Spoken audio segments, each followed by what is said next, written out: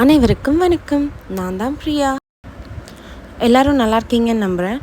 அன்றைக்கி சிம்பிளாக லன்ச்சுக்காக ஒரு வெண்டைக்காய் புளிக்குழம்பு தான் பிளான் பண்ணியிருந்தேன். அது செய்கிறது ரொம்ப ரொம்ப சிம்பிள். சரி, டைமும் ஆயிடுச்சு, மார்னிங்கும் லேட்டாக எழுந்திரிச்சதுனால சரி சிம்பிளாக இதை முடிச்சுக்கலாம் அப்படின்னு சொல்லி செஞ்சுருந்தேன். நம்ம முன்னாடி நாளே ப்ரிப்பேர்லாம் பண்ணி நிறையா யூடியூப்பில் வீடியோஸ் பார்த்து ரெஃபர் பண்ணி செய்கிற சமையல் கூட ஒரு சில டைம்ஸ் சொதப்பும். ஆனால் அவசரத்தில் என்ன செய்கிறதுனே தெரியாமல் இருக்கிறதெல்லாம் வச்சு சிம்பிளாக செய்கிற அன்றைக்கி, அதே மாதிரி குவான்டிட்டி என்றைக்கு நம்ம ரொம்ப கம்மியாக செய்கிறோமோ அன்றைக்கி தான் அந்த டிஷ்ஷே சூப்பராக வரும். எங்கள் வீட்டில் மேக்ஸிமம் அப்படி தான் இருக்கும். நான் என்றைக்கெலாம் கொஞ்சோண்டு செய்கிறேனோ அன்றைக்கெலாம் தான் டேஸ்ட்டாக இருக்குது, தீந்துருச்சா இன்னும் இருக்கா அப்படின்னு எங்கள் வீட்டில் எல்லாருமே கேட்பாங்க. இந்த வெண்டைக்காய் புளிக்குழம்பு செய்கிறது ரொம்ப ரொம்ப ஈஸி. எங்கள் வீட்டில் எல்லாருக்குமே ஃபேவரெட்னு கூட சொல்லலாம். இது செய்கிறதுக்கு ஃபர்ஸ்ட் வந்து 2 பெரிய வெங்காயம், ஒரே ஒரு பெரிய தக்காளி ரெண்டுத்தையும் வந்து நல்லா ரஃப்பாக சாப் பண்ணி மிக்ஸி ஜாரில் போட்டுக்கோங்க. அது கூடயே கொஞ்சம் பெப்பர், அப்புறமா கொஞ்சமாக சீரகம், அது கூடயே தேங்காய் எல்லாத்தையும் போட்டு நல்லா கிரைண்ட் பண்ணி எடுத்துக்கணும். ஒரு சின்ன டிப்ஸ் ஷேர் பண்ணுறேன். நீங்கள் வந்து தேங்காய் வந்து திருவி யூஸ் பண்ணாமல் கட் பண்ணி தான் யூஸ் பண்ணுவீங்கன்னா, ஃபர்ஸ்ட் வந்து அந்த தேங்காவை மட்டும் தனியாக பல்ஸ் மோடில் வச்சு நல்லா கிரைண்ட் பண்ணிக்கோங்க. அதை கிரைண்ட் பண்ணி எடுத்துகிட்டு அதுக்கப்புறம் நீங்கள் அரைக்க வேண்டிய திங்ஸ் மசாலா எல்லாத்தையும் போட்டு அரைச்சிங்கன்னா அந்த கோக்னட் வந்து ஃபுல்லாக கிரைண்ட் ஆகிடும். நீங்கள் ஃபஸ்ட்டே எல்லாத்தையும் மொத்தமாக போட்டு அரைச்சிங்கன்னா அது கண்டிப்பாக கிரைண்ட் ஆகாது. ஃபுல்லாக பல்லாக மையாமல் அப்படியே இருக்கும். நீங்கள் நெக்ஸ்ட் டைம் அரைக்கும்போது இப்படி ட்ரை பண்ணி பாருங்கள். குழம்புக்கு தேவையான திங்ஸ்லாம் கட் பண்ணி எடுத்துக்கலாம். ஃபர்ஸ்ட் வந்து வெண்டைக்காய் தான்.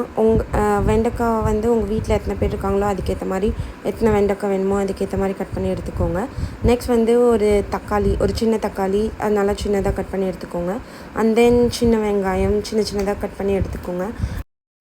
எப்பயுமே குழம்பு செய்கிறதுக்கெலாம் வந்து பெரிய வெங்காயத்தை விட சின்ன வெங்காயம் போட்டால் தான் டேஸ்ட் அதிகமாக கொடுக்கும். நீங்கள் வேணால் ஒரு டைம் ட்ரை பண்ணி பாருங்கள். ஆனால் உரிக்கிறது ரொம்ப ரொம்ப கஷ்டம். பட் ஸ்டில் அது டேஸ்ட்டாக இருக்கணும் அப்படின்னு நினச்சிங்கன்னா சின்ன வெங்காயம் ட்ரை பண்ணி பாருங்கள். வானல் அடுப்பில் வச்சிடலாம். அண்ட் தென் தேவையான திங்ஸ்லாம் ஃபர்ஸ்ட் வந்து வதக்கி எடுத்துக்கலாம். அதுக்கு ஃபஸ்ட்டு கடலெண்ணெய் யூஸ் பண்ணுறேன் நான். கடலெண்ணெய் ஊற்றிட்டு அந்த கடலெண்ணெய் கொஞ்சம் காஞ்சோன்னே அதிலே வந்து கொஞ்சமாக கடுகு, அண்ட் தென் கருவேப்பிலை, அன்றைக்கி வீட்டில் இல்லாதனால நான் கருவேப்பிலை சேர்க்கல, ஆனால் நீங்கள் கருவேப்பிலை ஆட் பண்ணிக்கோங்க.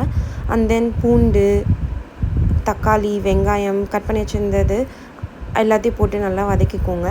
அது கூடயே கொஞ்சமாக பிஞ்ச் ஆஃப் டர்மரிக் பவுடர், மஞ்சத்தூள் கொஞ்சமாக சேர்த்துக்கோங்க. எல்லாம் கொஞ்சமாக வதங்கின வாட்டி நம்ம கட் பண்ணி வச்சுருந்த வெண்டைக்காய் அது ஃபுல்லாக சேர்த்துட்டு அதை நல்லா டாஸ் பண்ணுங்கள். அது கொஞ்சம் வெண்டைக்காய் யூஸ்வலாகவே கொஞ்சம் ஒரு மாதிரி வளன்னு இருக்கும். அதுக்கு சேர்த்தோன்னே கொஞ்சம் வளப்பு வந்த வாட்டி அதுலேயே கொஞ்சம் தேவைன்னா நீங்கள் ஆயில் சேர்த்துக்கலாம், அப்படி இல்லைன்னா வேண்டாம். அது கூடயே வீட்லேயே செஞ்ச குழம்பு மிளகாய் தூள் அதை நான் சேர்த்துக்கிறேன்.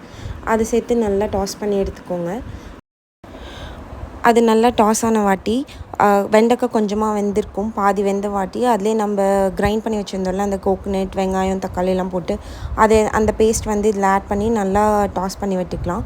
நல்லா கிண்டி விட்டுட்டு கொஞ்சம் நல்லா வேகணும். 2 கொதி அப்படின்னு சொல்லுவாங்கள்ல, அந்த மாதிரி கொதித்த வாட்டி புளி தண்ணி ஆல்ரெடி கொஞ்சமாக முன்னாடியே புளி ஊற வச்சு அந்த புளி தண்ணியை வந்து ஒரு சின்ன நெல்லிக்காய் சைஸ் புளி அந்த தண்ணி சேர்த்து நல்லா மிக்ஸ் பண்ணி விட்டுக்கணும்.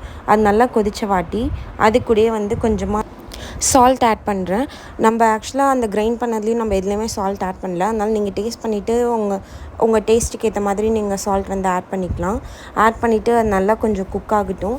குக் ஆன வாட்டி, அதாவது குழம்பு இறக்க போகிற ஸ்டேஜில் நல்லா வெந்த வாட்டி ஒரு ஸ்பூன் ஃபுல்லாக நாட்டு சக்கரை நான் ஆட் பண்ணுறேன். இது வந்து டேஸ்ட் இன்னும் கொஞ்சம் என்ஹான்ஸ் பண்ணி கொடுக்கும். இந்த குழம்புன்னு இல்லை, நீங்கள் ஏதாவது புளிக்குழம்பு செய்கிறீங்க அப்படின்னா எதில் வேணால் அந்த எல்லா புளிக்குழம்புலையும் நீங்கள் இந்த நாட்டு சக்கரை ஆட் பண்ணிங்கன்னா டேஸ்ட்டை நல்லா என்ஹான்ஸ் பண்ணி கொடுக்கும். அது மேலேயே லைட்டாக கொத்தமல்லி தூவி இறக்கிட்டா அவ்வளோதான், சூப்பர் ரம்மியான வெண்டைக்காய் குழம்பு ரெடி. ஈவினிங்காக பாப்பா வந்து சிப்ஸ் வேணும்னு கேட்டாங்க. இதுதான் பாப்பாவோட ஃபேவரட் சிப்ஸ் பொட்டேட்டோ.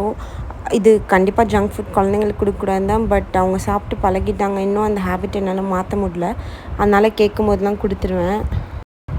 உங்கள் குழந்தைங்களோட ஃபேவரட் ஸ்நாக் என்னன்னு கீழே கமெண்ட் பண்ணுங்கள். நான் அந்த ஸ்நாக் என் பேபிக்கு கொடுத்து இந்த ஹேபிட்டை மாற்ற முடியுதான்னு பார்க்குறேன். அடிக்கிற வெயிலுக்கு இந்த பழைய சாதத்தை சாப்பிட்டா அவ்வளோ எம்மையாக இருக்கும். அன்றைக்கி வீட்டில் பழைய சாதம் இருந்தது, ஸோ அதை ஏன் வேஸ்ட் பண்ணணும், கீழே எடுத்து கொட்டிட்டு அப்படின்னு சொல்லிவிட்டு அன்றைக்கி பழைய சாதம் ரெடி பண்ணி எல்லோரும் ஒவ்வொரு கிளாஸில் குடித்தோம். கில்லி மூவி ரீரிலீஸ்க்கு யாரெல்லாம் போயிருந்தீங்க?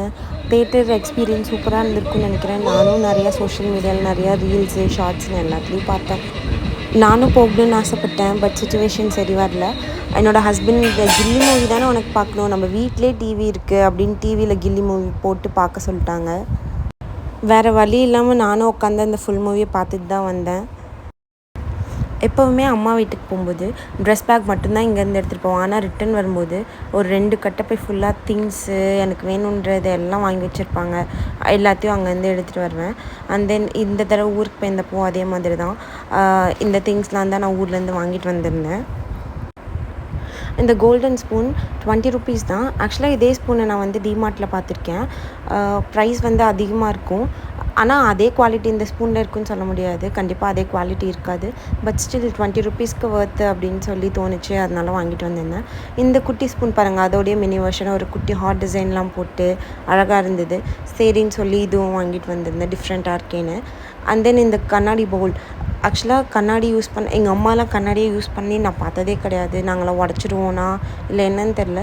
பட் ஆனால் எனக்கு இப்போல்லாம் இந்த கண்ணாடி இந்த பீங்கா மேலெலாம் ஒரே க்ரேஸாக இருக்குது.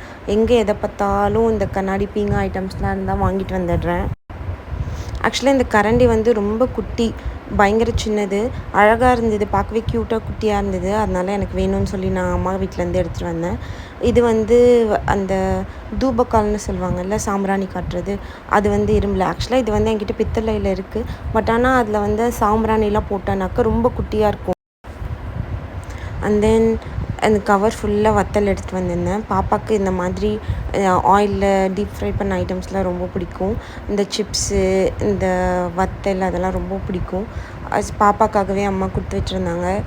அண்ட் தென் அந்த வத்தல்லாம் எடுத்து ரீஃபில் பண்ணிவிட்டு பாக்ஸ் எல்லாம் எடுத்து சேஃப்டியாக வச்சுட்டேன். பாப்பா இதை கண்ணில் பார்த்தாலே வேணும் வேணும்னு கேட்டு அழுக ஆரம்பிச்சிடுவாங்க. அதனால அவங்களுக்கு தெரியாமல் எடுத்து உள்ளே வைக்கணும் ஷெல்ஃபில். நீங்கள் உங்கள் அம்மா வீட்டுக்கு போனால் என்ன மறக்காமல் எடுத்துகிட்டு வருவீங்கன்னு கமெண்ட் பண்ணுங்கள். நான் இந்த வத்தலை கண்டிப்பாக மறக்காமல் எடுத்துகிட்டு வருவேன். ஏன்னா பாப்பாவோட ஃபேவரெட்டுன்னு சொன்னேன்ல, பாப்பாக்காகவே கண்டிப்பாக மறக்காமல் அம்மாவும் கொடுத்து விட்டுருவாங்க, எடுத்துகிட்டு போயிடு அப்படின்னு. பாப்பாக்காக இந்த டைம் அம்மா வந்து சத்து மாவு அரைச்சி கொடுத்துருந்தாங்க. அந்த ரெசிபி வந்து நம்ம சேனலோட ஷார்ட்ஸில் இருக்குது. ரெசிபி வேணால் ட்ரை பண்ணி பாருங்கள். சூப்பர் எம்மியாக இருந்தது அந்த சத்து மாவு. ஆக்சுவலாக அது குழந்தைங்க தான் சாப்பிட்ணுன்னு இல்லை, நாம் வீட்டில் மார்னிங் பிரேக்ஃபாஸ்ட்டாக எல்லாருமே கூட சாப்பிட்லாம். அது அவ்வளோ ஹெல்தி அண்ட் எம்மியாகவும் இருந்துச்சு. சால்ட் இல்லைனா சுகர் உங்கள் ப்ரிஃபரன்ஸ்க்கு ஏற்ற மாதிரி நீங்கள் எது வேணாலும் டேஸ்ட்டுக்கு ஏற்ற மாதிரி போட்டுக்கலாம். அண்ட் தென் இந்த குட்டி க்யூட் லஞ்ச் பாக்ஸ், பாப்பா வெளியே கூட்டிகிட்டு போகும்போது மேக்ஸிமம் நாங்கள் ஹோட்டல் ஃபுட்ஸ் தரதில்லை, வீட்டிலேருந்தே எடுத்துகிட்டு போயிடுவோம். இந்த பாக்ஸு கொஞ்சம் எல்லோ கலரில் கொஞ்சம் ஃபங்கியாக அழகாக இருந்தது. அதனால் அம்மா எனக்கு இந்த மாதிரி பிரைட் கலர்ஸ் பிடிக்கும், அதனால் அம்மா வாங்கி வச்சுருந்தாங்க. அதுவும் எடுத்துகிட்டு வந்திருந்தேன். அன்றைக்கி நைட் என்னாச்சுன்னா வெளியே பப்பீஸ் கத்துற மாதிரி ஒரே சவுண்ட். எங்கள் வீட்டோட ஸ்டெப்ஸ் கீழே ஒரு குட்டி கேப் இருக்கும். அங்கே போய் பார்த்தா 2 குட்டி பப்பீஸ் படுத்துட்ருக்கு. அது ஆக்சுவலாக இப்போ தான் பிறந்திருக்கும் போல், அதனால் நடக்கவே முடியல, குட்டி போட்டிருக்கும் போல். அதோட அம்மா டாகி இவங்களை விட்டுட்டு எங்கேயோ போயிடுச்சு போல், கத்திக்கிட்டே இருந்துச்சு. அப்புறம் பால் தயிர் கொடுத்தோன்னே ஒரே ஒரு பப்பி மட்டும் எஞ்சி வெளியே வந்துச்சு. அந்தியா வீடியோவோட எண்டுக்கு வந்தாச்சு. Wait don't forget to subscribe. Bye.